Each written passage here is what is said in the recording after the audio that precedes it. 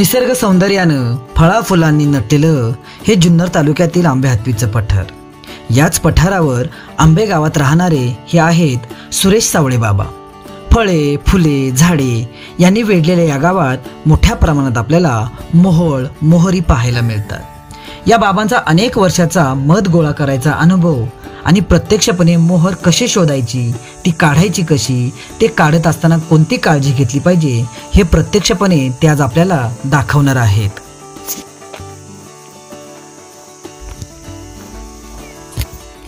झाडा झुडपात, कड्या कपारीत, डोंगर दऱ्यात राहणारा आदिवासी हा निसर्गाचा एक भागच असतो। जल, जंगल, जमीन हा आदिवासींचा श्वास आहे नव्हे, त्याच्या जगण्याचा एक भागच आहे। याच जंगलात उपलब्ध असणाऱ्या अनेक वनोपजावर त्या आदिवासी बांधवाचा उदरनिर्वाह चालू असतो। त्याचाच भाग म्हणजे जंगलात असणारं मध होय। मध गोळा करून ती विकून आदिवासी बांधव हा त्याच्या कुटुंबाचा उदरनिर्वाह करत असतो। मध गोळा करताना येणाऱ्या अडचणी, ती कशी गोळा करायची, ती शोधायची कशी, याची संपूर्ण माहिती आज आपण या व्हिडिओच्या माध्यमातून पाहणार आहोत। आदिवासी भागामध्ये मोहळ असतील, मोहरे असतील हे असतात।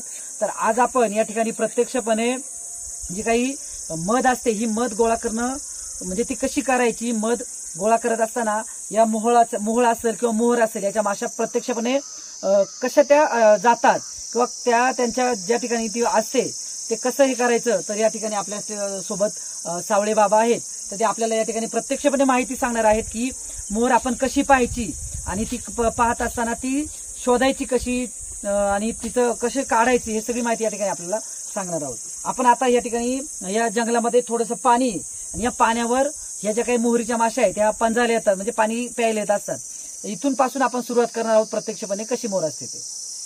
आता ह्या मोहरीची मासे तर आता मध पिऊन पाठीच्या वेळेस जागेवरती जाऊन मध टाकून आले आणि नंतर त्यांना ताण लागल्यानंतर ते पाणी शोधतात। पाणी शोधत ज्या दिशेला पाणी असेल मग त्या दिशेला पाण्यावर शोधून ते पाण्यावर येतात। छोटं पाणी असलं, थोडं व मोठं असलं तिथं त्या पाण्यावरती ते लांब 2-2, 3-3, 4-4 किलोमीटर जातात पाणी शोधायला। पाणी पिऊन परत रिटर्न त्यांच्या जागेवरती जायला निघतात। पण आपण जर मध शोधायची असेल तर ते आपण काय करायचं, समजा चाललोय तर आपण थोड्या पाण्यावर गेल्यानंतर आपल्याला त्या माशा पाणी पितानी पंचतानी दिसतात। मग आपण त्या ठिकाणी असा बसून पाहायचं असतं। किरण असला तर किरणातून दिसतंय, किरण नसला तरी पण ते अशा आबाळाच्या साह्यातून वरती उडल्यानंतर ते सफेद त्याच्यामध्ये दिसतात, काळ्या आबाळात दिसतात। तर मग ते पाणी पिऊन आपण कोणत्या दिशेला जाते, आपण एक ठिकाणी बसलं तर जाते अशी, म्हणजे पाण्यावरून पंजून आपल्याला पाण्यावरून त्याचा अंदाज येतो की ती कुठल्या दिशेला जाते।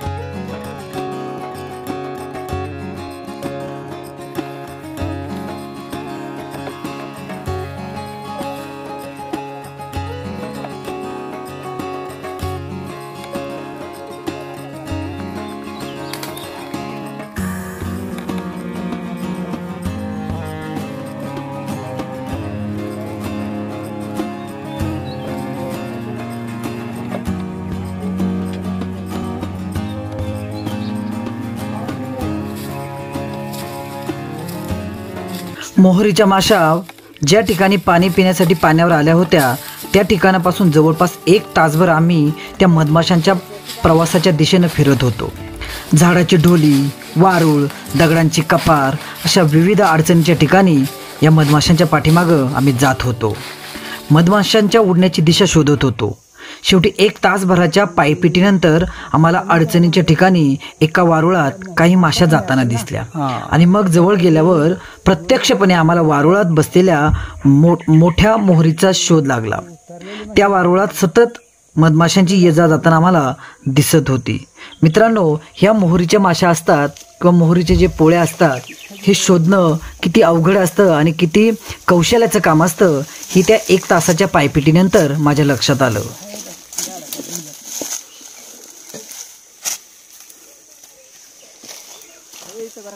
आहे काय ती आहे इथं हे बघा लय काय म्हणा मागते ती पहा माश्या कमी आहे तिला लहान आहे लहान असणारी का नौकी असेल हे बघा आली बघा सांगितलं नाही खाली गेली त्यामुळं ती अशी शोधायची असते. मित्रांनो मगाशी आपण पाहिलं हे सावळे बाबा आहेत. सावळे बाबांनी आपल्याला त्या पाण्याच्या ठिकाणी जी काही मोहर आहे ती मोहर पंचते कशी, पाणी कशी पिते आणि ती पाणी पिल्यावर उन्हाच्या तिरमीत ही मोहर कशी शोधायची आपण त्या ठिकाणी मगाशी पाण्यावर मोहर पंचताना पाहिली. आणि बरोबर या बाबांनी ते आपण मगाशी सांगितलं आपल्याला की या उन्हाच्या तिरमीत मला इथं कुठेतरी माश्या जाताना दिसतात. तर बरोबर त्या अंदाजाने आपण या ठिकाणी आलेलो आहोत. आणि हे जे झाड आहे या झाडाच्या ठिकाणी छोटंसं बीळ होतं आणि या बिळामध्ये आपण पाहू शकता या ठिकाणी वारुळे आणि या वारुळाच्या आतमध्ये छोटंसं बिळ असते. त्या बिळामध्ये त्या मोहरीचा बरोबर तिची जी काही जागा आहे तिची काही घोर आहे हा घोर आपल्याला पाहायला मिळाला आहे. आता हे बाबा आपल्याला प्रत्यक्षपणे कशी काढायची दाखवणार आहेत आणि थोडी याच्याविषयी माहिती सुद्धा सांगणार आहेत. तुम्ही कसं काय नेमकं अचूक अंदाजाने चालला. आता खालून पाण्यावरून जशी मोर माशी पंजून उडते आणि उडल्यानंतर त्या दिशेला जाते त्या दिशेला आपण आता शोधित आपण आलेलो आहे. आता आपल्याला अनेक ठिकाणी पाहिले झाडाच्या किंवा करवंदीच्या कोणत्याही वारुळात आपण शोधित आलो पण या काही ठिकाणी दिसली नाही. परंतु आपण दिशेनं त्या दिशेनं आल्यानंतर आपल्याला इथं उभा राहिल्यानंतर वरतून एक माशी मला दिसली पडताना खाली पडताना दिसली का बुवा इथं कुठेतरी माशी येते म्हणजे कोणत्या दिशेला जाते तर त्या माझ्या लक्षात आली वरून डायरेक्ट तोंडामोर आल्यानंतर ते आता आपल्याला दिसली बिळात जाताना तेव्हा आपण पाहिली तर आता इथं मोर आहे ह्या वारुळात आपण पाहू शकता या ठिकाणी प्रत्यक्षपणे या वारुळामध्ये आपल्याला मोहर दिसते माश्या सुद्धा दिसतात. आणि आणखी एक महत्वाची गोष्ट या वारुळामध्ये अनेक म्हणजे धोका असा असतो की काही वेळेस साप सुद्धा असतात आणि हे साप म्हणजे ते साप माश्या खाण्यासाठी आलेले असतात. तर ते आपण पाहून या ठिकाणी काळजी घेऊनच या ठिकाणी आपण काय करणार आहोत ही मोहर आता काढणार आहोत. या इथं बिळात समजा मोर आहे ह्या झाडाच्या बुंद्यात वारुळामध्ये परंतु तिथं काही वेळेस सर्प असतो. असा सर्प आहे किंवा काय होतंय जर जास्त प्रमाणात एखादी मोर हे असली सर्प असला तर ते मासे खाऊन ते पिस्ताळलेले आहेत तर ते येऊन जास्त प्रमाणात आपल्याला चावायला प्रयत्न करते म्हणजे चावतेच. तर आपण समजा आधी खोलायच्या आधी पाहायच्या आधी आजूबाजूला पाहायचा किंवा सर्प साईडला बसलेला असतो आणि मग त्या माश्या बाहेरून पंजून आल्यानंतर तीच माशी खातो बाहेर जाणारी माशी खात नाही तो. मग ते आपण खोलून पाहायची लांब बिळात असली तर आपण ते फुकून हवेच्या साह्याने किंवा याच्या साह्याने मग बुवा काय आहे का बिळात मग आपण फूक मारल्यानंतर ते साईडला जाते आपल्याला दिसलं नाही तरी ते काय करू शकत नाही. ते बघा अशी परिस्थिती असते त्याची. आणि एकदा तिचा आवाज समजा आला ना कानाला किंवा आपण तिला हे बघा असा वास येतो वास आला का तिला वाटतं आपला शत्रू कोणतरी आलाय मग ती एक वाशानं तरी ते तिचं ते सोडलं ना का नंतर दुसरी चावायला सुरुवात करते अशी करते म्हणजे अशी तिची हे असते करायची. आता आपण ही मोर काढायला सुरुवात करू. पहिल्यांदा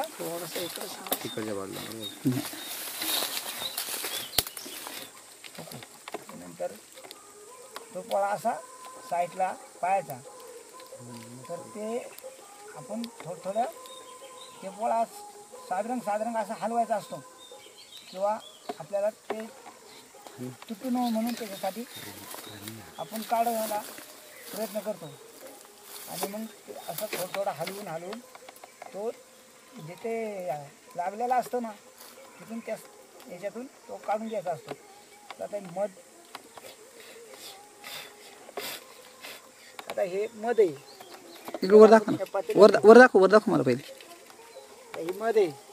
ही मध काढल्यानंतर आपण हे पातेल्यात थांब वर दाखव. काय होते एक पिल्लं उडावला हे माशा उडून गेल्यानंतर याच्यात पण मध गोळा करून आणलेली मध याच्यामध्ये भरू शकते ती. आणि मग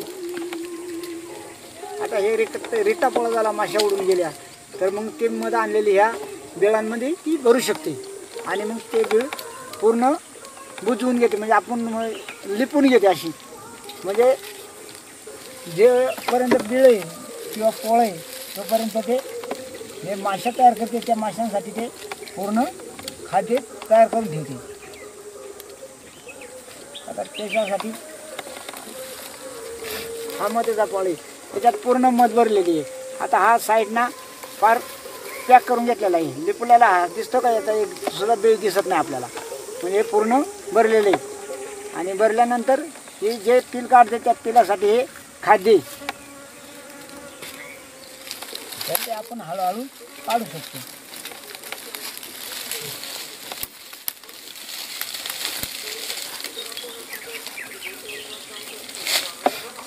हे बघा मोर खूप दिवसाची आहे, परंतु काय झालंय हिच्याकडं मासे कमी असल्यामुळं ते कमी मध्ये येईल. आणि जास्त जर तिने पील तयार केलेला असेल, मासे तयार केलेले असेल, तर तिच्यामध्ये ते जास्त प्रमाणात मध गोळा करेल. परंतु तिच्याकडे साधन कमी असल्यामुळं, म्हणजे थोड्या संख्या कमी असल्यामुळं ती जास्त मध करू शकली नाही. म्हणजे जेवढी मासे आणायला जाते तेवढीच मासे ती त्यांना आपण आडसा करतो. आणि त्या आडशानंतर आपण ते बुजवून घेतो. आणि नंतर ती आता ही संध्याकाळी किंवा उद्या सकाळ या वेळातून निघून जाणार. मग तिकडे दुसरीकडे जागा शोधणार. मग दुसरीकडे जागा शोधल्यानंतर ती तिथं जाऊन बसणार.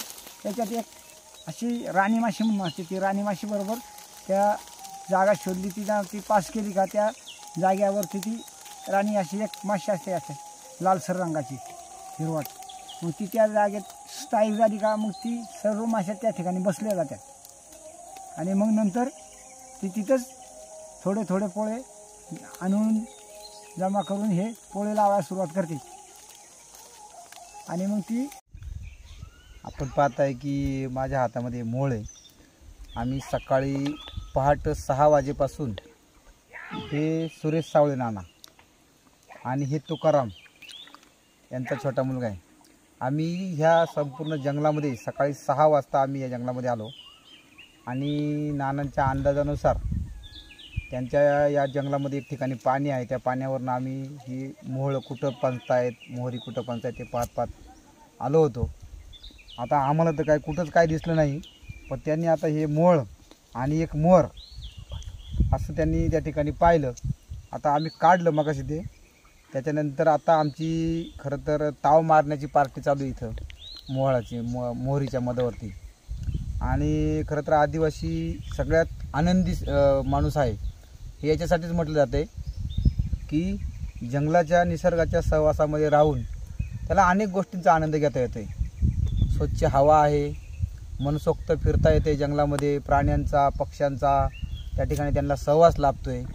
आणि जो काही निसर्गातील ठेवा आहे हा त्या महिन्यामध्ये त्या सीझनला त्यांना तो खायला मिळतो आहे, आनंद घ्यायला मिळतो आहे तो. आणि असंच साधारणतः मार्च, एप्रिल आणि मेच्या दरम्यान जे काही संपूर्ण जंगलामध्ये वेगवेगळ्या प्रकारची फळं फुलं बहरलेली असतात. आणि त्याच्यामध्ये मधमाशा खरं तर आपल्या पोळ्यामध्ये मध गोळा करण्याचं काम याच महिन्यांमध्ये जास्त करून करतायत. मग इथं हिरडा आहे, आंबा आहे, जांभळ आहे, करवंद आहेत, आवळं आहेत, अशा सगळ्याच वृक्षांना या ठिकाणी फुलं आलेली आहेत, मोठ्या प्रमाणामध्ये फळं पण आलेली आहेत. आणि त्याची मध या मधमाशांनी आता या महिन्यामध्ये जास्त गोळा केली. आम्ही आता ती तुम्ही पाहताय की माझ्या हातामध्ये हा जो काही मधचा भरलेला पोळा आहे हा पूर्णतः भरलेला आहे. आणि अत्यंत चांगल्या प्रकारची दर्जेदार अशी मध या मधमाशांनी गोळा केलेली आहे. ही मोहळाचा पण या ठिकाणी पोळा भरलेला आहे पूर्ण. तर आत्ताच आम्ही ही मोहर काढलेली आहे आणि त्याच्यावरती आम्ही आता इथं जरा एका झाडाखाली निवांत बसून चांगल्या प्रकारे ताव मारला आहे. आता ते आम्हाला काही संपत नाही. आता राहिलेले आम्ही आता या टोपामध्ये घरी घेऊन जाणार आहेत.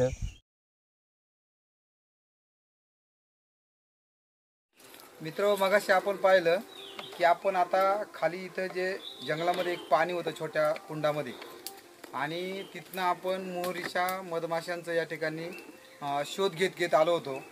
आल्यानंतर नानांना तिथं जंगलामध्ये एका वारुळामध्ये एक मोहर सापडली, मधमाशांचे पोळे सापडले. तर आपण ती काढली. आता माझ्या हातामध्ये आहेत ते. आपण एका झाडाखाली बसून मस्तपैकी मधचा आनंद घेतला, आस्वाद घेतला. आणि तिथून आपण परत मधमाशांच्या शोधामध्ये चाललो होतो. तर थोड्या अंतरावरती 100 मीटरवरती गेल्यानंतर परत एकदा नानांच्या निदर्शनामध्ये आलं का इथं मोहरीच्या मधमाशा ज्या आहेत त्या या ठिकाणी येत आहेत. आता आम्हाला तर काही दिसलं नाही ते, परंतु यांचा अनुभव, नेहमी निसर्गासोबत असलेलं त्यांचं सानिध्य आणि त्याच्यामुळे त्यांना तो एक परफेक्ट अंदाज आलेला आहे की या ठिकाणी मधमाशांचं पोळा असणार आहे किंवा असू शकते. आणि त्यांनी फक्त नुसतं असं नजर फिरवतच या ठिकाणी या मधमाशाच्या पोळ्याचा शोध लावलेला आहे. खरं तर निसर्ग आणि आदिवासी यांचं जे काही हे एक घनिष्ठ संबंध आहे याचं हे जिवंत उदाहरण आहे. या मोहरीच्या माशा अशा पद्धतीने हा जे काही वारुळाचं ठिकाण आहे या वारुळाच्या याच्यात आपल्याला घुसताना दिसत आपण पाहू शकताय. आणि मग ते आपण कायम करतो का आपल्याला याच्यात. हा मध आहे. म्हणजे इथं आल्यावर आपल्याला समजून जातं की या ठिकाणी मोहर आहे. बसलेली आहे, तिनं या ठिकाणी मध काढलेली आहे. मध खायला जरी गोड लागत असली तरी ती गोळा करताना खूप साऱ्या अडचणी येतात. साप, विंचू काटा, जंगली प्राणी, त्याचबरोबर ही मोहर काढत असताना अनेक वेळा आपल्याला मधमाशा चावा घेत असतात. अनेक वेळा त्यांच्या चाव्यानं आपल्या हातपाय शरीर सुजतं, अंगाची आगही होते. अशा या सर्व अडचणींवर मात करत या परिसरातले आदिवासी बांधव मध गोळा करत असतात.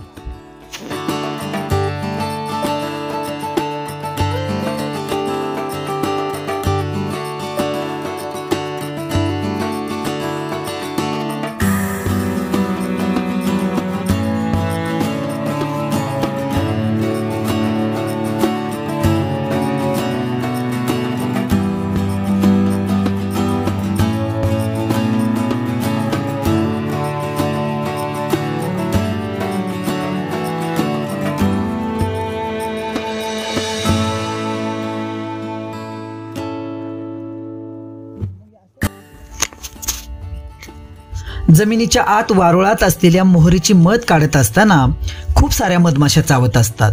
परंतु निसर्गाशी घनिष्ठ मैत्री असलेली आमची आदिवासी माणसं सहजपणे ते पचवतात. या वारुळाच्या मोहरीत जवळजवळ आम्हाला 10 ते 15 पोळे मिळाले. त्यापैकी फक्त 4 ते 5 पोळे हे रिकामे पोळे म्हणजेच रिते पोळे आम्हाला पाहायला मिळाले आणि बाकी जवळजवळ 9 ते 10 पोळे हे पूर्णपणे मधाने भरलेले आम्हाला दिसून आले. ह्या ज्या काही पोळ्यातली मध होती ही मध सांडणार नाही याची काळजी आमच्यासोबत असलेले जे काही बाबा होते, सावळे बाबा, ते बारकाईनं घेत होते. अशा पद्धतीनं आम्हाला जवळजवळ त्या दिवशी 4 ते 5 किलो मध सापडली. मध शोधत असताना पायाला, अंगाला अनेक काटे टोचत होते, परंतु या मध मिळाल्याच्या आनंदामध्ये आम्ही सर्व काही ते विसरून गेलो होतो.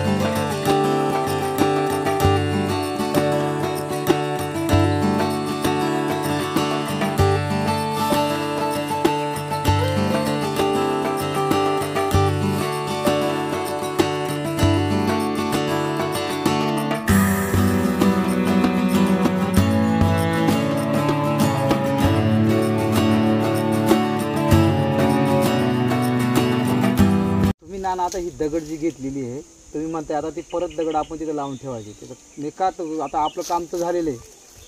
हे दगड लावायचे म्हणजे ते त्यांचं घर आहे तर त्याचा दरवाजा आहे हा. ते बंद केल्यानंतर मग त्यांना ते आतमध्ये अंधारात बसायला व्यवस्थित वाटतंय, म्हणून आपण हे दगड लावल्यानंतर ती पुढच्या वेळेस परत बाहेर कुठे गेली तरी तिकडे परत काढली, कोणी उठवली, त्यांना हलवली किंवा नाही काढले तर ती जागा सोडून परत या जागेवर येते. त्यासाठी आपण हे दगड ओके लावून द्यायचं. आणि म्हणजे त्याची ही जागा तशी पाहिजे तर त्यांची कायमची जागा असते, परंतु तात्पुरत्या स्वरूपात ते बाजूला उठून जागा दिसते. पुन्हा